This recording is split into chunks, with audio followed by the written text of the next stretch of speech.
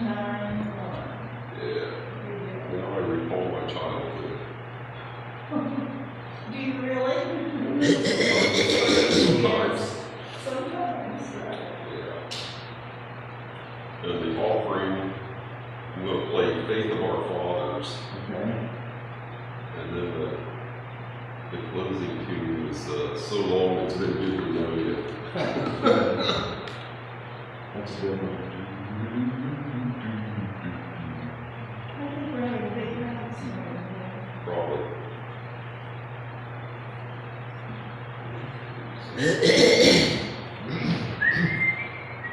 How do you look like? Oh, that's all right. It's okay. Yeah. Less stressful now. That's good. That's a good one. Yeah. Well, I think I'm ready to get out of there for good. Yeah.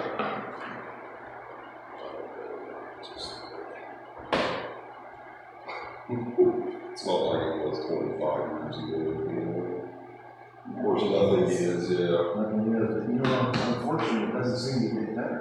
No, it doesn't. That's the sad part. I don't know whether I just get more pessimistic as I get older and this looks worse, or is it actually worse? Yeah. It seems like the people you work with, they all seem to have more problems than they used to have. You don't want to hear that. I don't want to hear that. No. You mean problems at work or just problems in general? Well, they have problems in general that they bring to work. I And see. that's, it's, Oh, that's. this new guy we brought in as the manager.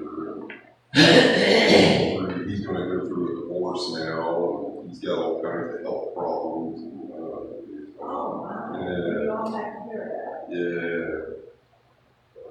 So, Where does he live? West Carolina. South of Dayton, West Carolina. That's so good. Well, it's not too bad. They really from West Carolina. Oh, okay. It's not too bad. Not too bad. No, it's about that. That's about the right line. Oh, yeah, yeah. We should kind of think about Yeah. Like turning around the voice. that kind of stuff. Yeah. Ken, you're going to sing by yourself this morning. Yeah. Maybe Well, when five. you're sitting in front, you can't really tell that you're by yourself. It's just like it always is.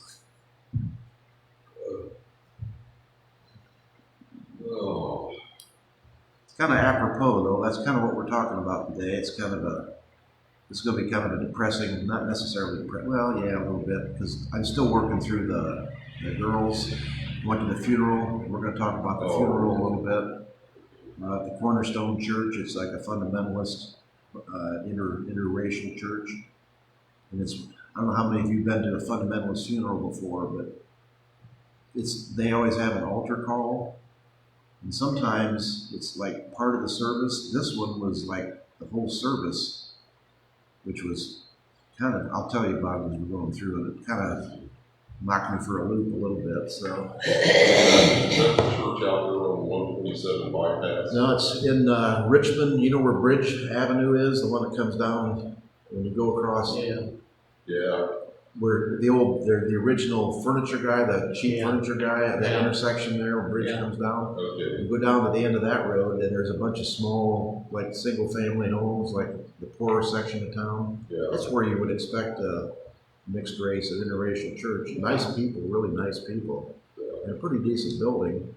But the funeral was kind of interesting. The funeral director actually ran the funeral, and the preacher just came up and gave the eulogy. That's the only thing he did. That was But the eulogy, I'm kind of giving you my presentation now, but we'll go over it. The eulogy lasted almost an hour and a half. It was an hour service.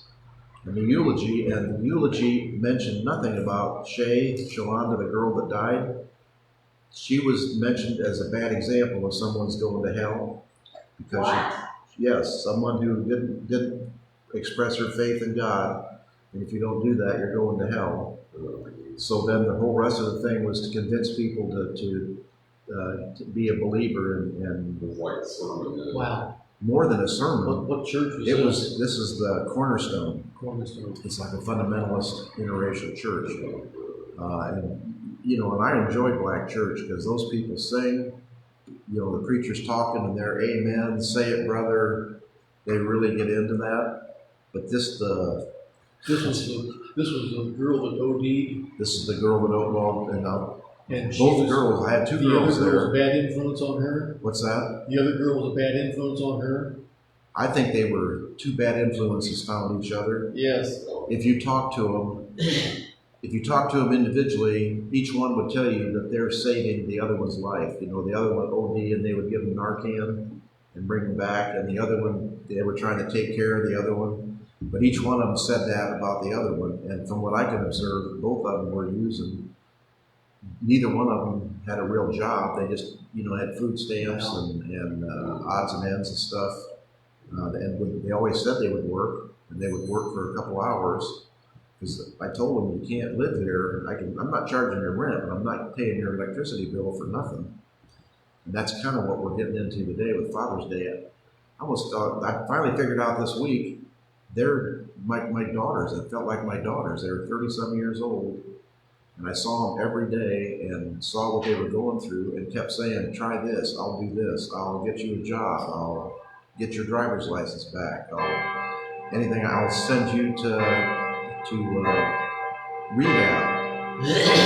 One of them had hepatitis. You know, you can get cures for hepatitis now. I said, I'll take you to the doctors and we'll get your hepatitis fixed. They couldn't see, their timeline was like 1 hour, half a day, 1 day. I need to get my next supply of drugs, and they couldn't see going farther a week or 2 weeks. If you get your driver's license back, you can get a job. I'll buy you a car or a scooter to ride to work. I'll make it possible for you to turn your life around. They didn't want to live in the shed. I said, you want to live in the shed? Get a job and get some money, and I'll help you get an apartment. But I'm not paying the money for your apartment if you're gonna stick me with the bills. They needed to want to do something in order to accept from They somebody needed else. to get over that hump. Yep. And I don't know, that's kind of what I'm plugging that into everything else that goes along, trying to figure out how they fit in this civilization.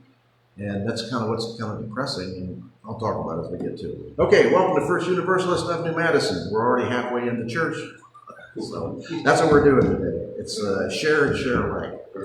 Announcements. Mike is going to Poultry Days. I think Garth Museum is having something with Annie Oakley. Something's going up there, so he's going to be up there today. Dolly is supposed to be on her worldwide trip on the boat. Something happened with the boat. So she emailed Mike and said she's in the Canary Islands in Tenerife, and they're waiting until the boat actually leaves, and then they're flying to Belfast, Ireland. That's where they board the boat and leave on the trip. So they've been gone, a week or a week and a half, and they're still not even on the boat yet. They haven't gotten anywhere. So they haven't, except I'm assuming the cruise company is paying for their stay at Tenerife, which Tenerife is not a bad place to stay if you have to be stuck somewhere. I think I'd rather be stuck in Tenerife than in Belfast. I mean, Belfast is not a bad town, but it's not a place I'd want to spend 2 or 3 weeks. So, let's see. What else? Oh, July 7th, we're going to have the union service with El Dorado. We have the shelter is reserved at the park. So we'll do a carry-in. Derek is going to preach them. And then Derek also said he can preach, I think that I think it's the last Sunday in July, he's going to be free then too. So we'll see Derek the 7th and whatever the last Sunday is in July. Are we talking about next week? What's that? Is that what we're talking about next Sunday? July 7th is not next Sunday. It's the Sunday after next. Okay. So, and we won't have to do anything too fancy, but we'll provide There's 2 more Sundays. 2 more Sundays. Yeah, I haven't looked at my calendar. Yeah, 2 more Sundays. So we'll know ahead of time. Mike has talked to the guy about the sidewalk. His bid is like $4,500, which is, there's got to be somebody else that's doing this. We at least need a couple competing bids. So I'm going to call the village and see who else is an approved contractor. Because to do 6 blocks, that seems pretty high. He only charged $5,000 to do that whole strip over there. Yeah. So whatever, we'll see what we can work out. Do you want to save your sermon for next Sunday? Since you probably threw that us here. No, I'm going to give you the abbreviated sermon because this sermon has a lot to do with that funeral. And I kind of talked about the girls last Sunday, and if I talk about them this Sunday, I don't want to make people sick of this. And what I'm doing is I'm using you to help me process what happened, and hopefully I'll be through it by next Sunday, or at least through it enough I don't have to keep going tonight. So that's what we're going to do. Okay, the prelude, Like a River Glorious.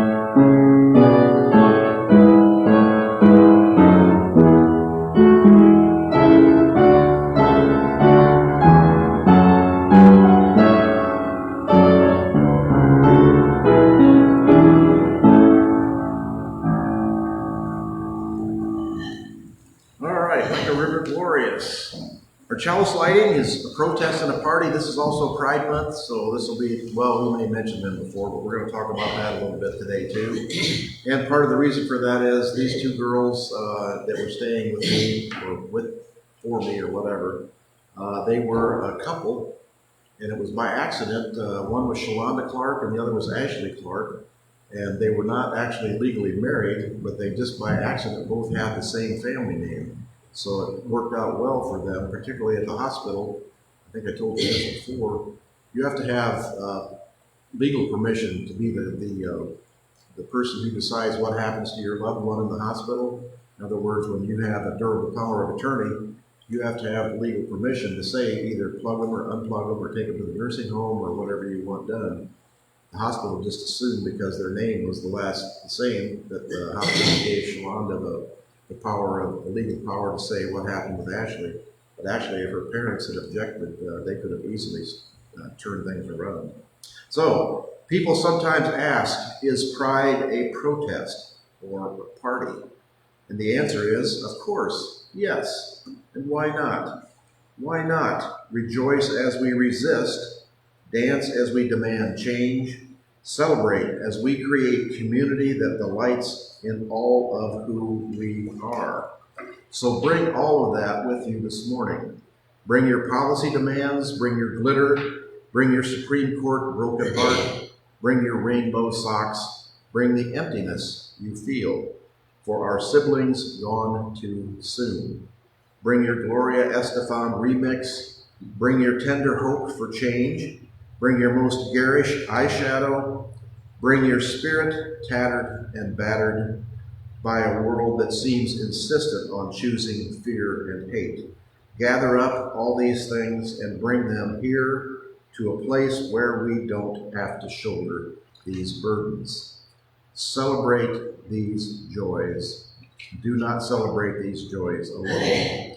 Come, let us worship together. Opening hymn 147.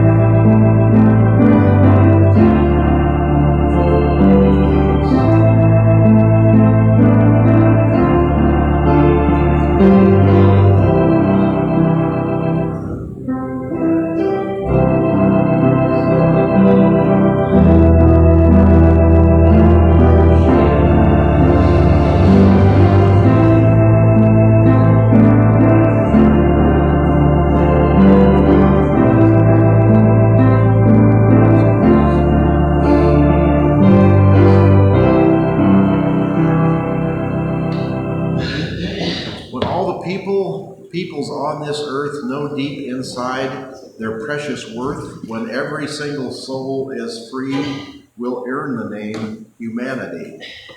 The choice to be the best we can begins the day we say, I am. The unity for which we sigh will never come through hate or lie. Words to live by. Okay, our affirmation is the dedication for the rainbow. And as I talk about the rainbow on Pride Week, because as I said, these girls had a committed relationship together. That's the one thing that you could depend on, even though I heard them angry with each other, swearing at each other, yelling at each other, insulting each other.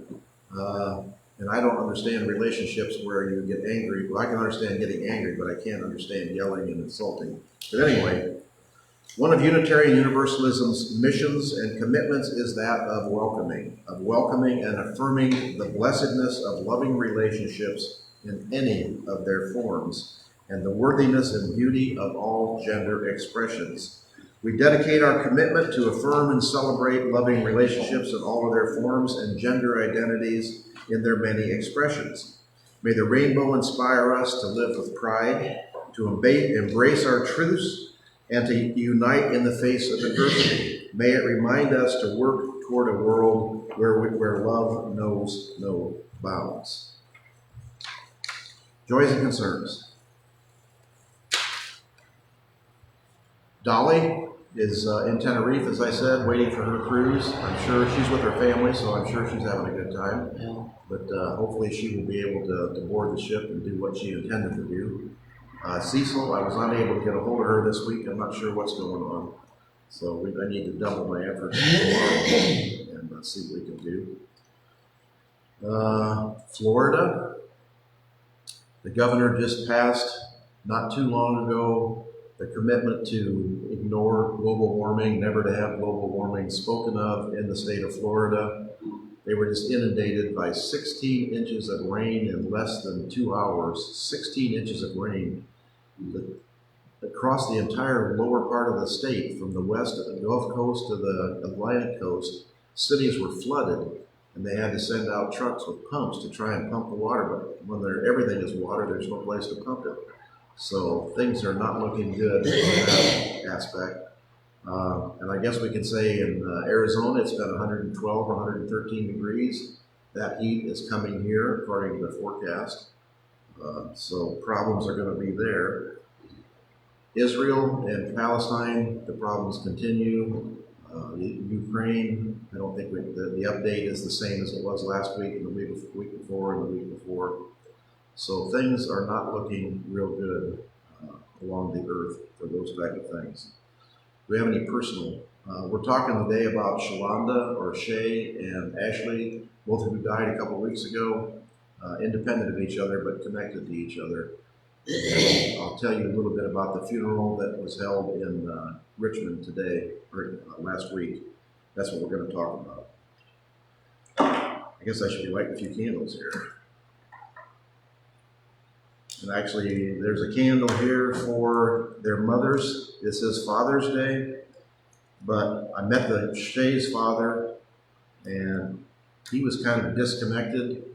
I think he, and anybody who's had an addict in the family knows, you have to do what they call tough love. Sometimes you have to stop enabling them, and I think he stopped a long time ago. He's a nice guy. Has a good job. He divorced Shay's mother and married another woman about half her age, which kind of tells you what's going on. And I didn't meet Ashley's father. I've only met her mother once. Shay had a funeral at the church, at Cornerstone Church in Richmond. Tiffany, which is Shay's mother, and I brought some flowers. We got 4 flowers, one for Shay, one for Ashley, one for Tiffany, and one for April. April is Ashley's mother. She asked Ashley's mother if they could have the funeral together, have both caskets there at the Cornerstone Church, so if they were together in life. She wanted them to get together in death, and she never heard back. Ashley has never had a funeral, and I don't think is going to have a funeral. Ashley had a death announcement put in by the funeral home, but there was no obituary in the paper. There was no awareness, no notification. You had to have known her personally or known somebody that knew her to even find out that she died. So she has disappeared into obscurity. I don't know if it's because they didn't have the money, or they were embarrassed, or they just didn't care. Her father, I have never heard anything of. Neither one of them talked about their fathers at all. Neither one of them ever mentioned their fathers. Both of them talked about their mothers. Both of their mothers, they stayed with their mothers in their mothers' homes, and both of their mothers kicked them out. Tough love, because they wouldn't stop doing drugs, which is how they ended up in my shed, which I have to say, that's still an improvement over living under a bridge, but not much. And I guess I kind of, I'm not going to say foolishly, but I kind of optimistically thought that if I gave them a place and support, I could change their lives, and maybe I made their lives tolerable, but I didn't change anything. So, okay.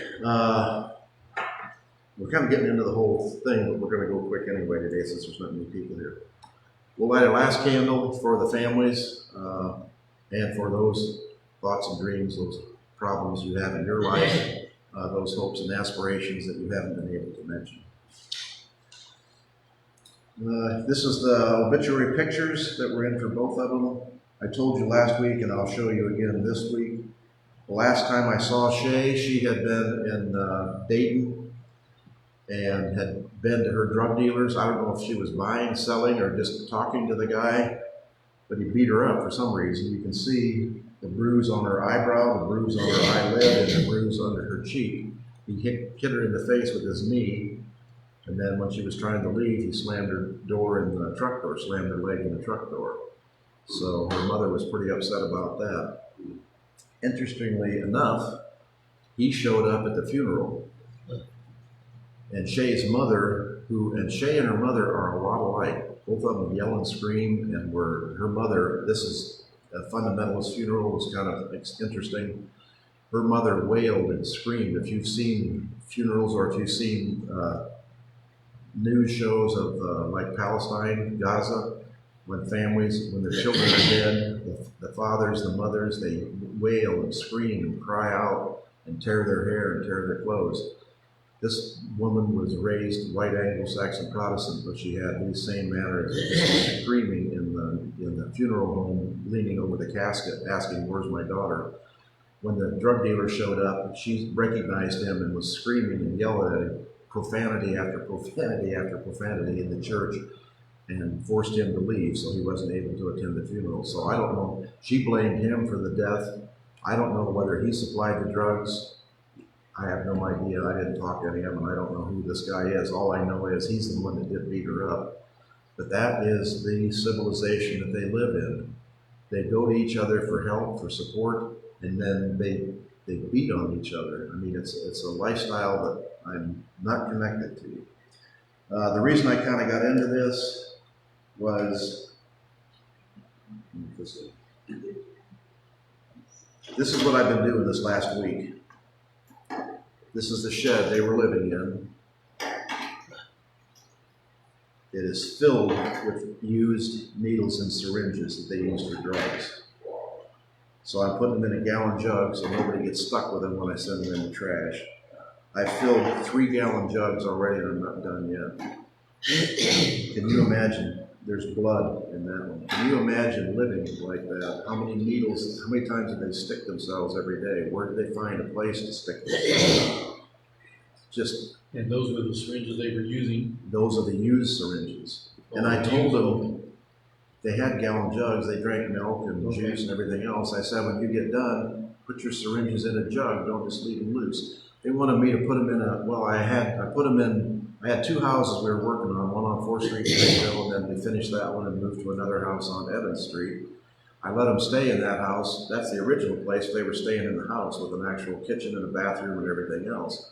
And I said, you can stay here for free. All you have to do is help us paint, clean, keep track of the place, and help us as we're working on it. Each place they moved into, they made it worse. I mean, we had a new bathroom at Evans. We put a whole new bathroom in, and by the time they left in 3 weeks, they destroyed the bathroom. The floor was flooded. They pulled the plumbing out from under the sink. They tore the brand new vanity, tore the door off the vanity. They put their cigarettes on the shower stall, the plastic shower stall, and burned holes in the shower stall. I had to replace the shower stall. And then they said, if you put us in a real apartment that's nice and clean, we'll keep it clean. I said, you've been in 3 of my places so far, and you've made each one of them worse rather than better. I said, if you keep the shed looking nice, then I'll put you in a regular apartment. I've got other houses I can put you in. This is what the shed was like. I mean, there's clothes like 2 feet deep. They love animals. Both of them loved animals. They adopted a dog, pit bull cross, naturally, and he even bit her, and he bit me when they were both in the hospital. They left him alone, and she loves dogs, but she'd leave him chained up outside and show up once a day to give him some food and water. So I was feeding him and taking care of him. And then he got his collar, broke his collar loose because he was wrapped around a tree and couldn't go anywhere, and he was jerking until he broke his collar. So I was trying to catch him, and I threw some breadcrumbs in usually when you open the door to the truck, he would jump right in. For some reason, he was because she was there always before. Without her being there, so I had some chunks of bread in the back, I threw that in the truck, and then he got his front paws up. When I tried to lift him and put him in the truck, he turned around and bit me. And then I slammed his head in the door. And then he ran into the shed, so I got him locked in the shed, but I had to call animal control, and they came and got him. So not only are both of his parents dead, the dog has been euthanized because nobody can adopt out. They're not going to adopt a dog that bites. They kept him for the 13 days quarantine because he had bitten somebody. But they never, and I kept telling them there's a clinic for animals at the bingo hall in Greenville. I'll take you up there. You can get your rabies vaccination. You can get your license. He didn't have a license. He didn't have his vaccination. They couldn't see beyond the next day for anything. I just don't understand that. So, Shalonda, biracial, gay. I'm sure she did all kinds of criminal activities, but she was smart. She was really intelligent. I would give her books by Montaigne, philosophy books, literature books. She loved to read that stuff, and we would talk about them. She was funny. She had a good sense of humor. She could sing, she could draw. She could have been a real success in life. She would be a tremendous salesman because she could look you right in the eye and say, I didn't steal that. And you could see it in her back pocket. I mean, and you'd still believe her. You know, somebody else took it. That wasn't me. There's nobody else that could take it. It was you. It's just pretty amazing. The only thing she couldn't control was her addiction to drugs. She loved her mom. She had 2 kids. And one of them was like 12 or 13. The other, I'm not sure what happened to the younger one. She told me when he was born in the hospital, the county terminated her parental rights because she was on drugs at the time. But I just got a letter in the mail from her, from Preble County Court that said she had a warrant out for her arrest for non-payment of child support for the youngest child. So I've got to call the court just out of curiosity and see. I don't think if they terminate your parental rights, you're liable for child support. So I'm not sure what's going on with that. How are they living? Are they trying to work? I don't understand. I don't know what they were doing. That's the problem. I mean, I think they were stealing stuff. They stole my stuff and sold it for drugs, and they were on food stamps. You know, you can get along in the world without working. They went to the food pantry. Remember I told you I found the ham? They got a Christmas ham at the food pantry, and 2 weeks later or a week later, they were throwing it out and never bothered to eat it and didn't eat it to the dog either. I mean, they don't, when you get things, when you don't work for things and people give you things, you don't care about things is what it amounts to. I'm sure they're all there. They had piles and piles of clothes. I'm sure they were going to the donation boxes you see around town at the gas stations at night and, you know, filtering through the donation stations and taking whatever clothes they needed because they had tons of clothes.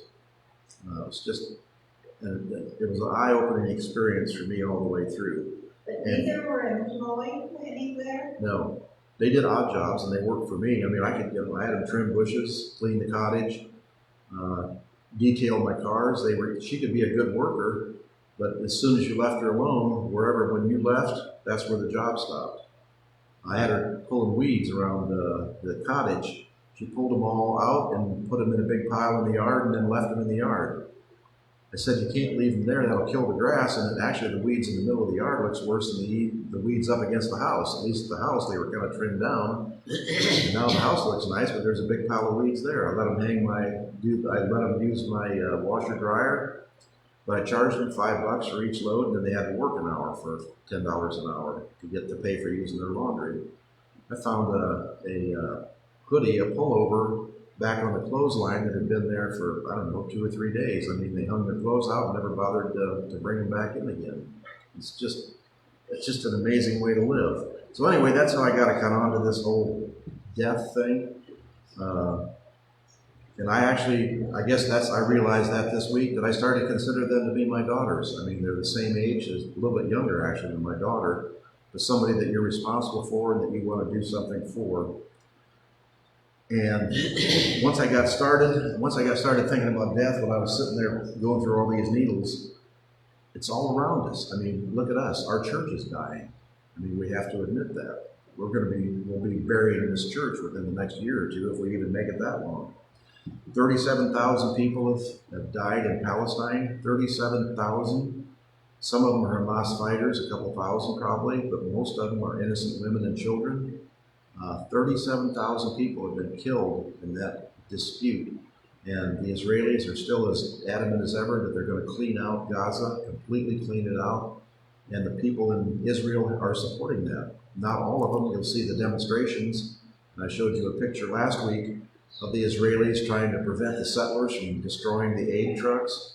Aid would be going into the Palestinians, and Israeli settlers would stop the trucks and destroy the aid, trying to starve out the Palestinians in Gaza. Florida is drowning. The heat wave is coming. It's almost kind of like the planet is dying if we look at it like that. A leading presidential candidate is surrounded by party leaders from all over the country. The first time he's returned to the Congress after the January 6th insurrection. And these leaders of the party from all over the country standing there singing happy birthday to this person, selling their souls for their 30 pieces of silver. My question is our democracy dying? The one thing that sets apart the passing of Ashley and Shay is their pain is over. They are not suffering anymore. They are at peace now. The rest of us are left to make sense out of it. Their mothers specifically trying to figure out what happened or what they can do and what happens with the next child. Tiffany is raising the one boy, the 13-year-old, Ryan is his name. He's already been in trouble in school. He's mixed race as well. So he's already started down a dangerous path in Richmond. April and Tiffany suffered, that's the two mothers, each depressing phone call, each request for help that was misused, each opportunity lost, yet they never gave up hope. even when they kicked him out, they still maintained contact and they still tried to help wherever they could. And from that, I'm learning that neither should we. Let's see. As I said, Ashley never had a funeral, just an announcement. And I told you that Tiffany wanted to have both services together at the Cornerstone Church, both caskets there. Since they were together in life, they could have been together in death. I'm not, even if the mother had not allowed that, I'm not sure the Cornerstone Church would have. Very fundamentalist, very straight down the line. A visible gay couple would have been sacrilegious. The preacher stepped in to do just the eulogy, which passed over the usual description of the deceased's life and went straight to the altar call. There was a few remarks before when people got up, like in any funeral, and said some things about the deceased, about Shay, things that were good about her life, the fact that they cared for her and she cared for them. There was like 2 or 3 minutes of that, and then they went to the altar call, or they went to the pastor, which lasted, as I say, an hour and a half. The first thing he did was he told a story about an ER nurse who was a friend of his that, and I know this is made up because I was an ER nurse, and this is not what happens in ER.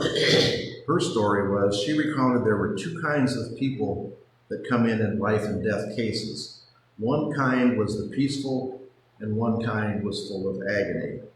The peaceful people, she believed, were the ones who had faith in God and trusted in God to take care of them no matter what, and had faith that if they died, they would be going to heaven.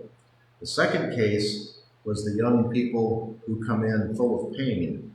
She said, this is the story that she told him and he told us in the church. One of these young men actually died. They hit him with the paddles, which is how he called it. He woke up screaming, "Don't send me back there. Don't send me back there." Obviously, he was on his way to hell, and he was brought back, and he became a believer. And this convinced this ER nurse to also become a believer because of what would happen if you died not believing in God. And he was using Shay, the person lying in the casket right beside him, as the example of the person going to hell. If you don't believe in God, you don't even go to purgatory. There's no questioning. You go straight to hell. She became a believer on the spot. He was probably referring to the room, this is the ER room, where they slam you with 360 joules of live fire and fracture your sternum with expressive compressions. That's what the guy was screaming about when he came back in agony. He just had been shocked. And you've seen on TV where they pretend to show you. That's not a pretend, that's what it looks like when you get shocked with 360 joules.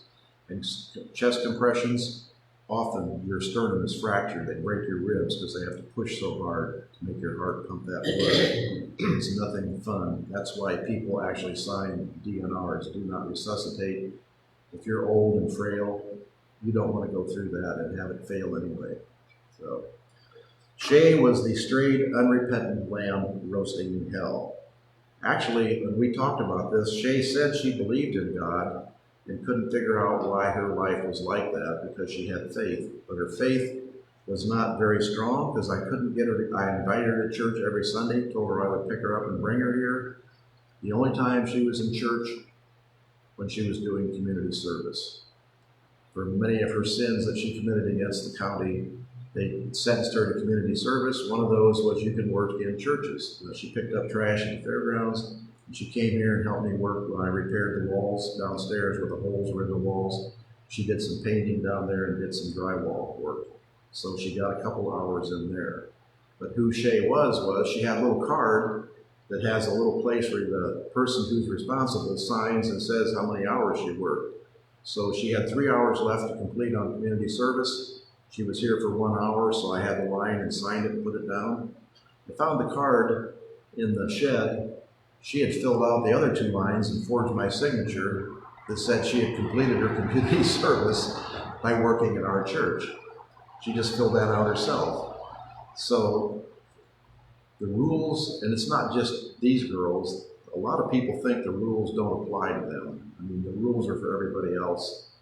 It's whether you're driving, it's whether you're doing your taxes, it's whether you're going to the grocery store. The rules that everybody else lives by, the handicap parking spaces. I mean, everybody knows all the examples. all the things where there are certain people who think these rules don't apply to them. The strange thing that I realized at the funeral was that all of us are selfish.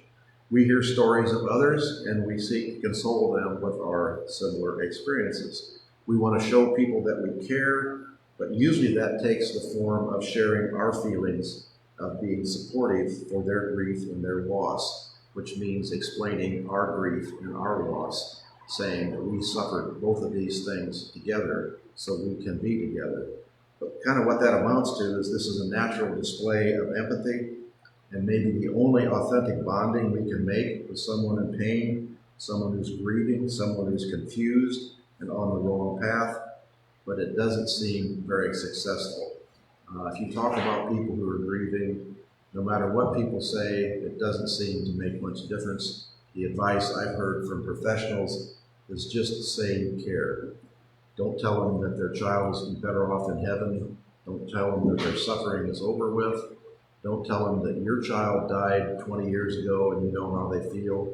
Just say you care, and is there anything I can do?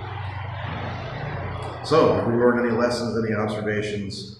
What does this experience teach us?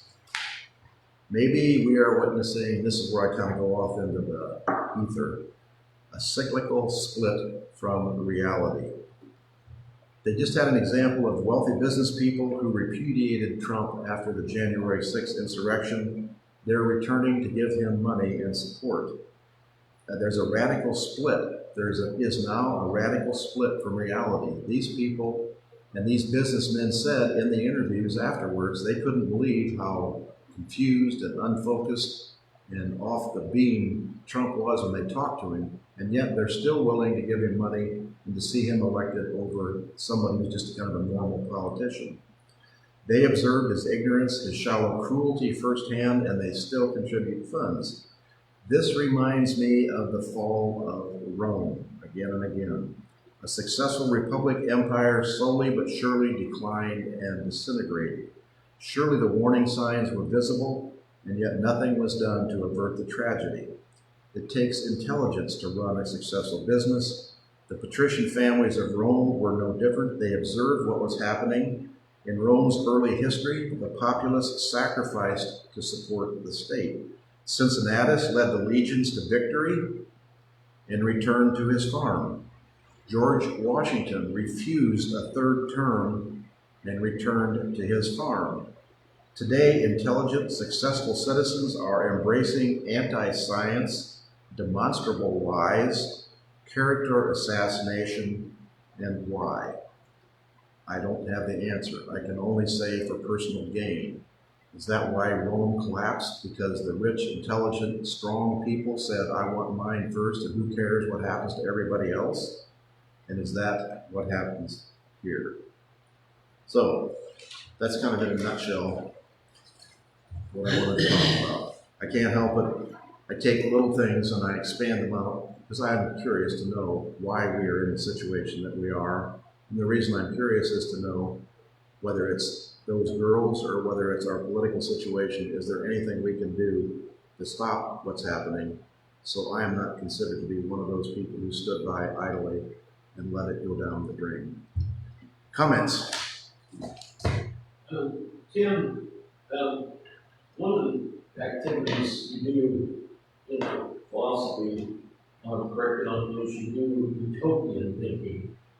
And you try to think, okay, what would be the ideal government? What would be the ideal way to distribute the goods and services of society? And you try to figure out, what would a utopia be and how could you accomplish it? Carrying that forward into your message this morning, I did some thinking, about those girls, some things you told us before. What would in a utopia, what would you do for those young ladies? And I could not come up with an answer. I was really puzzled.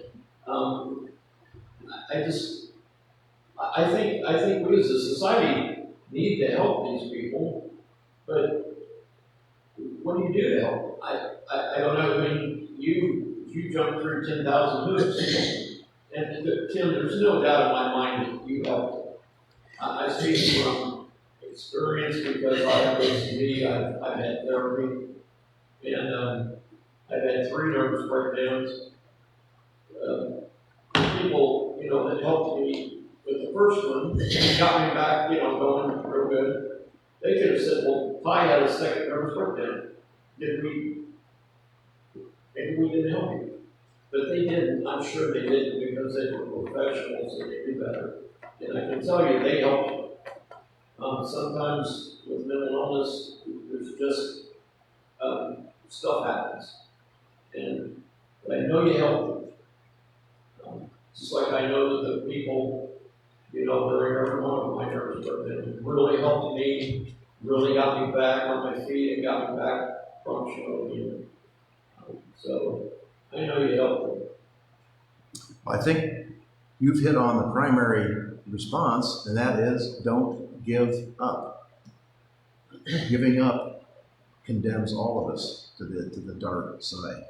Don't give up, and I'm not sure where I must be born with that. But to answer the previous question, or to give you some enlightenment, there are answers. If you go to, well, actually the answers are being liberal and woke, and that's what everybody is totally against. If you go to Europe, the drug laws are specifically aimed not at punishing the users, that they're aimed at punishing the suppliers.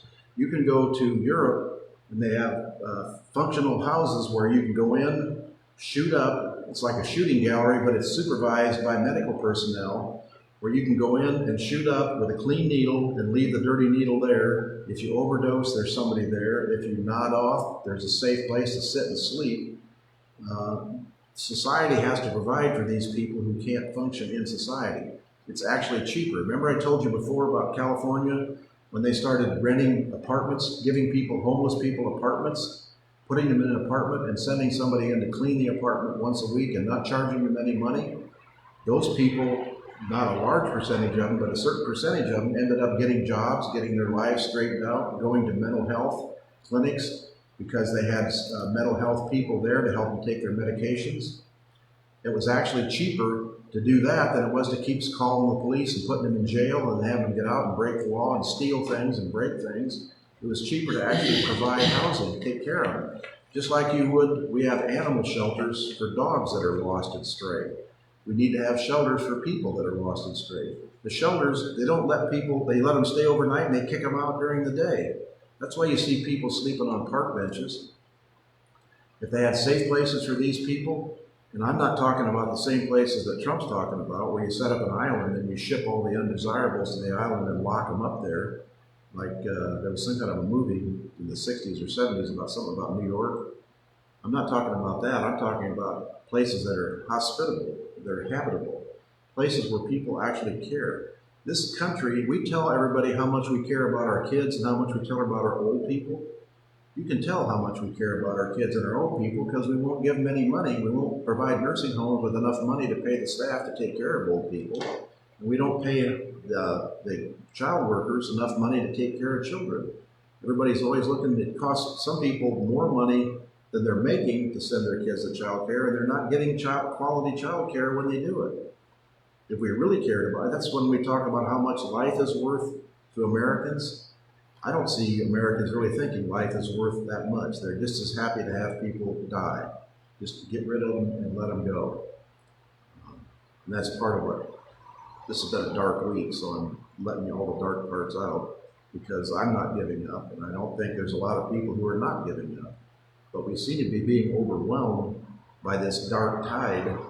It's not just here, it's Europe. The last election in Europe, Marine Le Pen's right-wing fascist party got 30% of the vote, and Macron's center-left conservative party got 15% of the vote.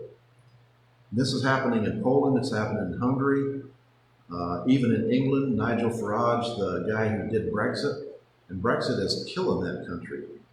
If you read any of the information about England, the price of food and everything has gone astronomical because the food used to come across the border from Europe with no inspection, no nothing, because it was all the same country. Now, whenever any food comes from Europe, it has to be stopped and inspected. So there's long waits at the border. It costs money to inspect it. It's just, and the people who buy things from in England, who buy supplies from Europe, can't get their supplies. It's destroying them, and yet they still, and I think the party, the way it looks, the Labour Party will be reelected or will be elected, the Conservative Party thrown out. But people have to be, the answer is people have to use their brains. We have to teach people to think intelligently. And what do we talk about here every week? How the legislature in Ohio is making it harder and harder for kids to think on a realistic basis, outlawing any kind of books that talk about something that they don't like, in supporting parochial schools and charter schools, which make you learn by rote what they want you to learn and won't let you talk about anything else. I could go on like this for a long time. So anything else? So, but like I say, do not give up hope. I don't know what the answer is, but we will keep looking for the answer. Okay.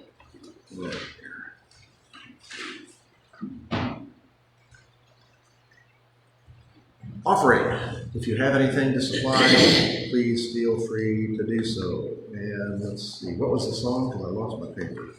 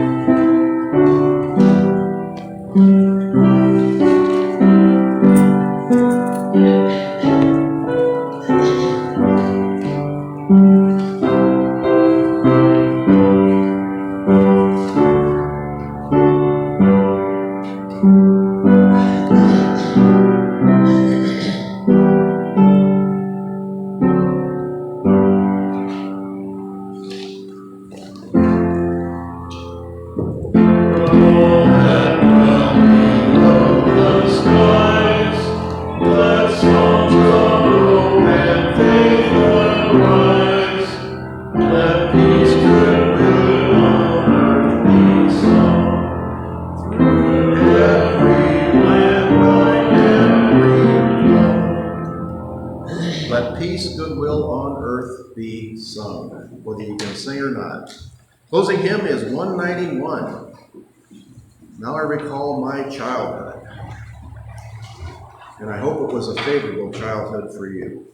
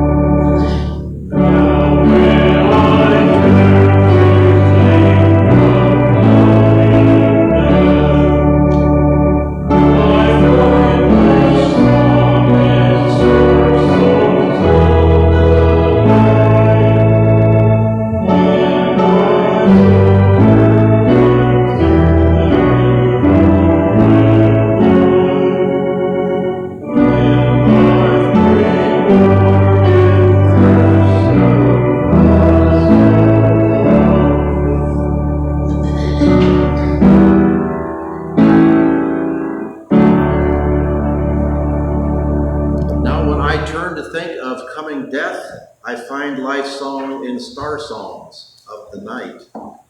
In rise of curtains and the new morning light.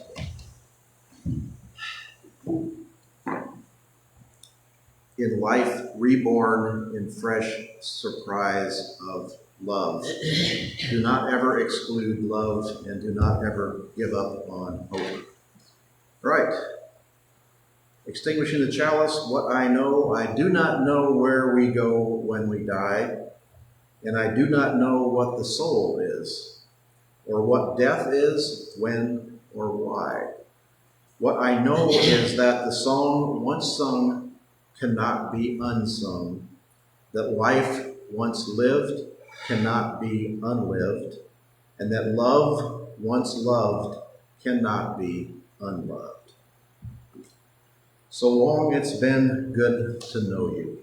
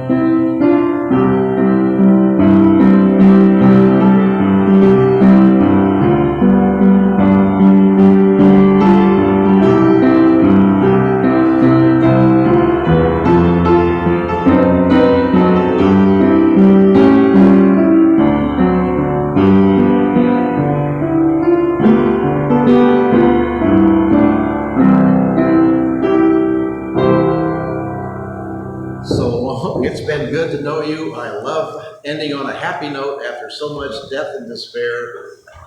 So long, it's been good to know you. Goodbye, Shay. Goodbye, Ashley. I'm sure you're at peace now after all your trials and tribulations. Our last picture, since I was in kind of a solution solving, can you tell me what this is? This is a 1,000-acre cornfield. Do you want to know why we don't have any quail, any rabbits? We have no fence rows. We have no trees. We have nothing but crops. You want to know why we have no little country villages anymore with people employed at the local elevator? Because we don't have local elevators anymore. These farmers have their own elevators. They farm 1,000 acres. They use machinery that doesn't even require people anymore. Everything is becoming automated. I'm not against change, but I think we need to figure a way to fit change into life as we know it. We need to be able to preserve life in some way. The number of birds is disappearing. The number of the population of birds is disappearing. They have no habitat anymore.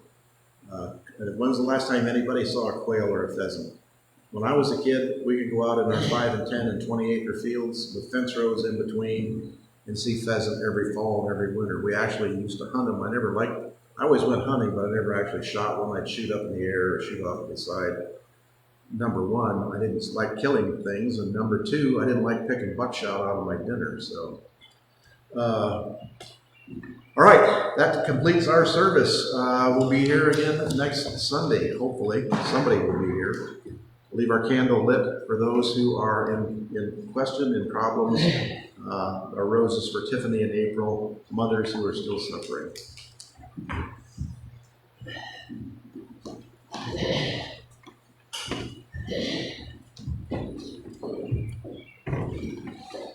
You folks in the service, you had me out.